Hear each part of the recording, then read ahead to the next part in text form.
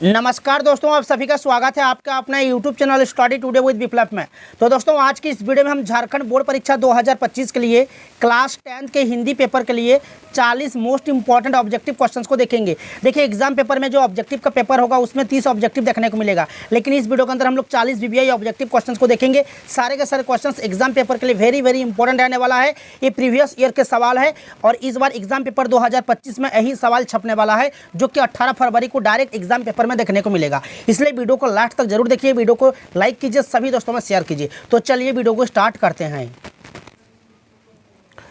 तो चलिए शुरू करते हैं। पहला सवाल यहाँ पर दिया हुआ है, अपठित बोध से गद्यांश। ठीक है, निम्नलिखित गद्यांश को ध्यानपूर्वक पढ़कर प्रश्न संख्या 1 से 4 तक के लिए सही विकल्प का चयन करें। यहाँ पर देख सकते हो गद्यांश दिया हुआ है। ठीक है, जो भी एग्जाम पेपर में गद्यांश आएगा सबसे पहले आप लोगों को अच्छे तरह से पढ़ लेना है। नीचे सवाल देखने को मिलेगा।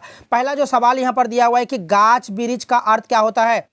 फल फूल, पेड़ पौधे, घास पात या मिट्टी पानी। तो गाछ बिरिछ का अर्थ हो जाएगा पेड़ पौधे। ठीक है, हम जिस तरह भोजन करते हैं गाछ बिरिछ भी उसी तरह भोजन करते हैं। ठीक है, तो यहाँ पर गाछ बिरिछ का अर्थ हो जाएगा पेड़ पौधे। नेक्स्ट सवाल है कि गाछ बिरिछ के क्यों नहीं होते? गाछ बिरिछ के क्या नहीं होते? पत्ते, फूल, फल, दांत। तो पत्ते होते हैं, फूल भी होते हैं और फल भी होते हैं। ठीक है, पेड़ पौधे के, लेकिन दांत नहीं होते हैं। तो ऑप्शन नंबर 4 सही उत्तर हो जाएगा। नेक्स्ट सवाल कि गाछ बिरिछ किसके द्वारा माटी से रसपान करते हैं? जड़ के द्वारा, तना के द्वारा, पत्तों के द्वारा या टहनी के द्वारा। तो आप लोगों को पता ही होगा पेड़ पौधे जो है माटी से रसपान करते हैं जड़ों के द्वारा। ठीक है, तो ऑप्शन नंबर 1 हमारा सही उत्तर हो जाएगा, जड़ के द्वारा। पेड़ कब मर जाता है? मिट्टी न मिलने पर, दवा न मिलने पर, पानी न मिलने पर, खाद न मिलने पर। तो पेड़ पौधों को अगर पानी नहीं मिलेगा तो वो मर जाएंगे। ठीक है, तो पानी न मिलने पर जो है पेड़ मर जाता है। तो ऑप्शन नंबर 3 हमारा सही उत्तर हो जाएगा। नेक्स्ट सवाल है एक पद्यांश। ठीक है, प्रस्तुत पद्यांश को ध्यानपूर्वक पढ़कर प्रश्न संख्या 5 से 8 तक के लिए सही विकल्प का चयन करें। प्रश्न संख्या 5 में दिया हुआ है कि धनुष से छूटा हुआ बाण क्या करता है? लक्ष्य भेद, प्रभेद, अभेद, अभेद्य। तो देखिए, लक्ष्य तक पहुंचे बिना पथ में पथिक विश्राम कैसा? लक्ष्य है अति दूर, दुर्गम मार्ग भी हम जानते हैं, किंतु पथ के कंटकों को हम सुमन भी मानते हैं। जब प्रगति का नाम जीवन है वह अकाल विराम कैसा? लक्ष्य तक धनुष से जो छूटता है बाण कब मग में ठहरता है? तो यहाँ पर प्रश्न दिया हुआ है कि धनुष से छूटा हुआ बाण क्या करता है? लक्ष्य भेद करता है। ठीक है, नेक्स्ट सवाल कि लक्ष्य के पथिक कंटकों को क्या मानते हैं? तो यहाँ पर देखिए पद्यांश से जो है आपको उत्तर मिलेगा, बस आपको पढ़ के समझना है, ढूंढना है। देख सकते हो पथिक, यहाँ पर देखिए पथ के कंटकों को हम सुमन भी मानते हैं।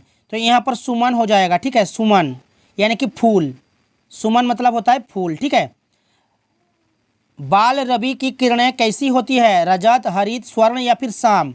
बाल रवि की किरणें कैसी होती है? तो यहाँ पर देखिए बाल रवि की स्वर्ण किरणें। ठीक है, स्वर्ण किरणें, तो यहाँ पर स्वर्ण जो है आपका सही उत्तर हो जाएगा। देख सकते हो ऑप्शन नंबर 3 में दिया हुआ है स्वर्ण। नेक्स्ट सवाल कि कहाँ तक पहुँचे बिना पथिक को विश्राम नहीं करना चाहिए? घर, लक्ष्य, बाजार, धर्मशाला। तो फर्स्ट लाइन में देख सकते हो दिया हुआ है कि लक्ष्य तक पहुँचे बिना पथ में पथिक विश्राम कैसा? तो यहाँ पर जो सही उत्तर हो जाएगा आपका, कहाँ तक पहुँचे बिना पथिक को विश्राम नहीं करना चाहिए? तो लक्ष्य तक। ठीक है, ऑप्शन नंबर 2 सही होगा, ऑप्शन नंबर 2। ठीक है, नेक्स्ट जो सवाल यहाँ पर देख सकते हो व्याकरण से सवाल पूछा गया है। पहला जो सवाल है कि जिस वाक्य में कर्म उपस्थित हो। ठीक है, जिस वाक्य में कर्म उपस्थित हो वह कौन सी क्रिया होती है? तो देखिए जिस वाक्य में कर्म उपस्थित हो उसे हम कहते हैं सकर्मक क्रिया। ठीक है, जिस वाक्य में कर्म उपस्थित हो उसे हम कहते हैं सकर्मक क्रिया। ठीक है, और जिस वाक्य में कर्म उपस्थित ना हो उसे हम कहते हैं अकर्मक क्रिया। ठीक है, नेक्स्ट सवाल दिया हुआ है, देख सकते हो कि बच्चा पुस्तक पढ़ रहा है, कौन सी क्रिया है? बच्चा पुस्तक पढ़ रहा है, कौन सी क्रिया है? तो देखिए यहाँ पर बच्चा जो है ना ये करता है। ठीक है, और पढ़ना ये हो जाएगा हमारा क्रिया। क्या पढ़ता है? तो पुस्तक। ठीक है, तो पुस्तक जो है हमारा कर्म हो जाएगा। तो ये जो है सकर्मक क्रिया का उदाहरण है, ठीक है।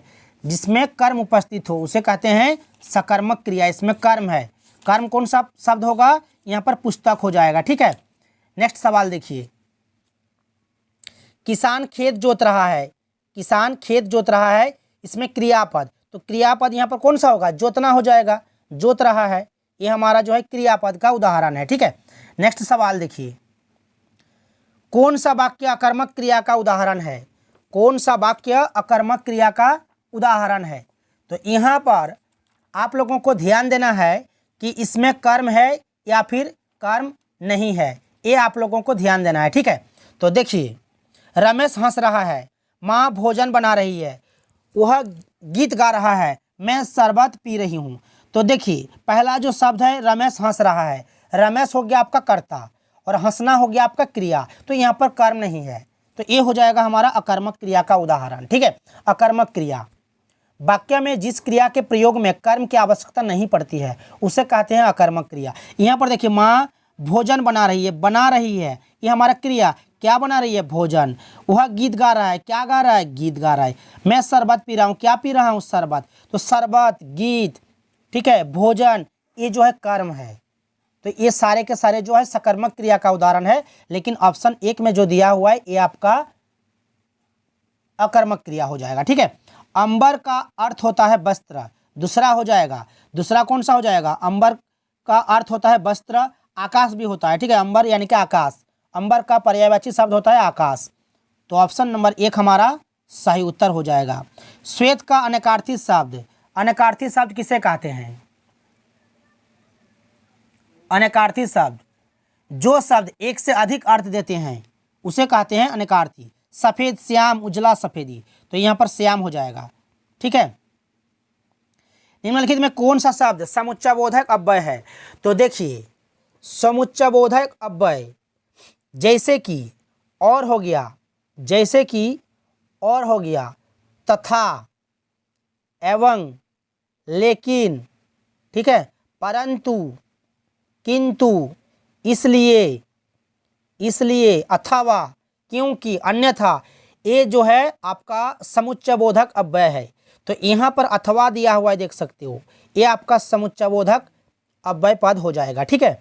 नेक्स्ट है कि पता नहीं वह डैश चला गया, सही अव्यय पद चुने, यहाँ, वहाँ, तब, कब। पता नहीं वह कब चला गया, यहाँ पर कब हो जाएगा, ठीक है। पता नहीं वह कब चला गया, ऑप्शन 4 सही होगा। शिक्षक चाहते हैं कि उनके विद्यार्थी अच्छा बने, यह कौन सा वाक्य है। देखिए, ये जो है मिश्र वाक्य का उदाहरण है, ठीक है। मिश्र वाक्य, मिश्र वाक्य में एक प्रधान उपवाक्य रहता है और एक से अधिक आश्रित उपवाक्य रहते हैं। जैसे कि यहाँ पर देखिए, शिक्षक चाहते हैं विद्यार्थी अच्छा बने, तो यहाँ पर देख सकते हो, शिक्षक चाहते हैं कि अनेक विद्यार्थी अच्छा बने, तो यहाँ पर की लगा हुआ है, तो ये जो है ना मिश्र वाक्य का उदाहरण हो जाएगा। वे आपस में समुच्चय बोधक, जैसे कि, जब, जो, जैसा, जिसने, जहाँ, तब, क्योंकि, यदि, ये सब से जुड़ा रहता है, ठीक है। तो यहाँ पर की जुड़ा हुआ है, देख सकते हो, ये समुच्चय बोधक शब्द है, इसलिए मिश्र वाक्य का उदाहरण हो जाएगा, ठीक है। अलग से वीडियो आप लोगों के लिए बना दूंगा, ठीक है। ग्रामर से, सिर्फ ग्रामर से रिलेटेड सवाल रहेगा जो एग्जाम में आप लोगों को काफ़ी हेल्प करेगा। बस आप लोग चैनल के साथ जुड़े रहिए, चैनल को सब्सक्राइब करके रखिए और इस वीडियो को लास्ट तक जरूर देखिए। वीडियो को फटाफट लाइक कर दीजिए और सभी दोस्तों में भी शेयर कर दीजिएगा और हमारे टेलीग्राम चैनल में जुड़ जाइएगा। टेलीग्राम चैनल का लिंक वीडियो को डिस्क्रिप्शन में दिया हुआ है। प्रतिदिन कौन सा समास है, प्रतिदिन, प्रतिदिन का समास विग्रह हो जाएगा प्रत्येक दिन, ठीक है। प्रत्येक दिन, प्रतिदिन, दिन, दिन, प्रत्येक दिन, यह वैभव समास हो जाएगा, ठीक है। Option number 1। निम्न में बहुब्रीहि समास कौन सा है। तो देखिए, बहुब्रीहि समास यहाँ पर हो जाएगा आपका लंबोदर, लंबोदर आपका ये हो जाएगा बहुब्रीहि समास। बहुब्रीहि समास में कोई पद प्रधान नहीं होता बल्कि किसी अन्य पद की प्रधानता होती है। जैसे कि यहाँ पर लंबोदर दिया हुआ है, लंबोदर, लंबा है उदर जिसका, यानी कि गणेश, ठीक है, यानी कि गणेश, लंबा है उदर जिसका अर्थात गणेश। तो ये हो जाएगा बहुब्रीहि समास जो किसी अन्य पद की प्रधानता होती है, जैसे कि गणेश, ठीक है। नेक्स्ट सवाल, पक्षी आकाश में उड़ेंगे, पक्षी आकाश में उड़ेंगे कौन सा वाच्य है। तो देखिए, ये आपका हो जाएगा कर्तृवाच्य। वाच्य के जिस क्रिया में भाव का विधान और उसका रूप कर्ता के अनुसार हो उसे हम कहते हैं कर्तृवाच्य। तो पक्षी आकाश में उड़ेंगे, यह हो जाएगा आपका कर्तृवाच्य का उदाहरण।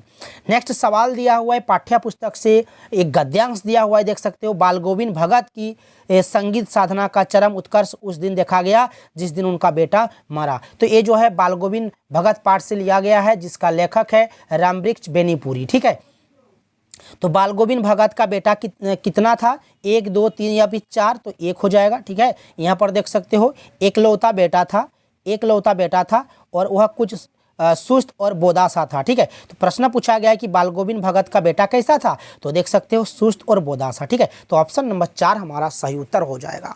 फिर नेक्स्ट एक पैसेज दिया हुआ है, देख सकते हो गद्यांश दिया हुआ है। फादर को जहरबाद से नहीं मरना चाहिए था, जिसकी रंगों में दूसरों के लिए मिठास भरे। तो इस तरह का एक गद्यांश है। प्रश्न पूछा गया है कि फादर बुल्के की मृत्यु किस रोग से हुई है, तो जहरबाद से। ठीक है, जहरबाद आपका यहाँ पर सही उत्तर हो जाएगा। विधान का अर्थ क्या होता है, तो विधान का अर्थ क्या हो जाएगा, यहाँ पर विधा है, विद्या है, विघ्न है, नियम है, तो यहाँ पर नियम है, जो ये आपका सही उत्तर हो जाएगा। नेक्स्ट सवाल देख सकते हो, एक काव्यांश दिया हुआ है पाठ्य पुस्तक से। ठीक है, हमरो हरी हारिल की लकड़ी, इस तरह का एक पद्यांश दिया हुआ है। प्रश्न पूछा गया है कि गोपियों की दशा किस पक्षी की तरह हो गई है, हारिल, हरित्र, हिरण या फिर कपोत। तो यहाँ पर देख सकते हो हमरो हरी हारिल सी लकड़ी। ठीक है, हारिल की लकड़ी, तो यहाँ पर जो है हारिल हो जाएगा आपका सही उत्तर। ठीक है, नेक्स्ट सवाल कि यहाँ नंद नंदन किसे कहा गया है, उद्धव को, अक्रूर को, सुदामा को, कृष्ण को। तो यहाँ नंदन किसे कहा गया है, तो कृष्ण को कहा गया है। ठीक है, नेक्स्ट सवाल फिर से एक गद्यांश है, यहाँ से भी 2 सवाल पूछा गया है। ठीक है, घेर घेर घोर गगन धराधर ओ, ललित ललित काले घुंघराले, बाल कल्पना के से पाले। यह पद्यांश किस कविता का अंश है, यह पद्यांश किस कविता का अंश है, तो ये जो है उत्साह पाठ से लिया गया है और लेखक है सूर्यकांत त्रिपाठी निराला, याद रखना। कवि बाल को क्या घेरने को कह रहे हैं, तो यहाँ पर देखिए घेर घेर घोर गगन। ठीक है, तो यहाँ पर पूरा आकाश को घेरने को कह रहे हैं। ठीक है, तो यहाँ पर पूरा आकाश हो जाएगा आपका सही उत्तर, ऑप्शन नंबर 1। नेक्स्ट सवाल, कुछ सवाल दिया हुआ है पाठ्य पुस्तक से। ठीक है, गद्यांश और पद्यांश से देख सकते हो कि कैप्टन कौन था, सैनिक, चश्मे बेचने वाला, मिठाई बेचने वाला या फिर घूमने वाला। तो यहाँ पर चश्मा बेचने वाला आपका सही उत्तर हो जाएगा। सारे के सारे सवाल एग्जाम पेपर के लिए वेरी वेरी इंपॉर्टेंट रहने वाला है। यहाँ से बहुत सारा सवाल डायरेक्ट आप लोगों को एग्जाम पेपर में देखने को मिलेगा, इसलिए वीडियो को लास्ट तक जरूर देखिए। वीडियो को लाइक कर दीजिए, सभी दोस्तों में शेयर कर दीजिए और हमारे चैनल में जुड़े रहने के लिए, इस तरह के वीडियोज़ देखने के लिए चैनल को सब्सक्राइब करके रखिए। नेक्स्ट सवाल है कि लेखक ने खीरा खाने से क्यों इनकार कर दिया था, आत्मसम्मान की रक्षा के लिए, खाने की इच्छा नहीं थी, घमंडी होने के कारण दूसरों की चीज़ खाना पसंद नहीं करते। तो ऑप्शन नंबर 1 सही होगा, आत्मसम्मान की रक्षा के लिए।